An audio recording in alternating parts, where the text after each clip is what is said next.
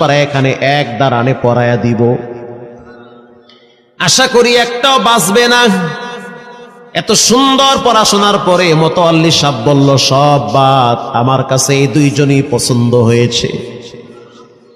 এই দুইজন রে মোতাওয়াল্লি সাহেব দাঁড়াইতে পারে না, হুইল চেয়ারে বসে থাকে, কাছে ডাইকা বুকের সাথে জড়ায়া ধরছে আর বলতে আছে, আল্লাহ, এমন একটা সন্তান যদি আমার থাকতো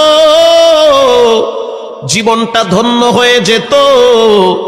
আমার মৃত্যুর পরে একটু হইল তেরা কোরআন তেলাওয়াত করতে পারত। নিয়োগ হয়ে গেল, তারাবি শুরু হয়ে গেছে। মোহাম্মদপুর থানায় গিয়ে খবর নিয়ে দেখেন অনেক পুলিশরা এই বাচ্চার পিছনে দাঁড়ায় দাঁড়ায় নামাজ পড়ে চোখের পানি ছেড়ে কেঁদেছে।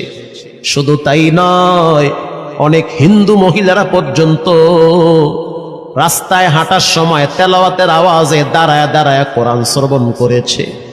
শুধু তাই নয়, অনেক বড় বড় ডাকাত, মাস্তান, সন্ত্রাস, কিশোর গ্যাংরা পর্যন্ত দাঁড়ায় দাঁড়ায় কোরআনের আওয়াজ শুনেছে।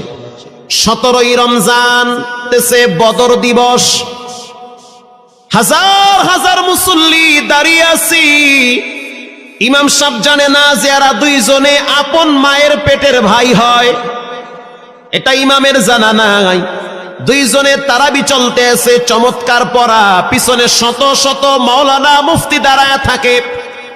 মনে হইতেছে তেলাওয়াতের আওয়াজে আর এক জগতে হারিয়ে যায়, এত সুন্দর পড়া।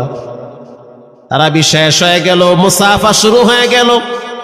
বাচ্চা দুইটারে কেউ বুকের সাথে জড়ায়, কেউ কপালে চুমা দেয়, বলে আল্লাহর কোরআনকে চুমা দেই।